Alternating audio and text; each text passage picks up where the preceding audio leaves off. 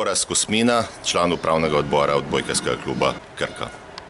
Odbojkarski klub Krka organizira letos zaključni turnir najboljših 4 ekip v kategoriji starejših dečkov.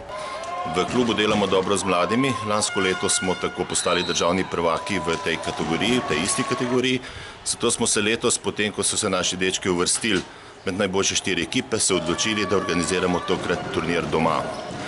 Sodelujejo 4 ekipe, poleg nas domačinov še ekipa iz Žužemberka, Brezovice in pa iz Šempetra.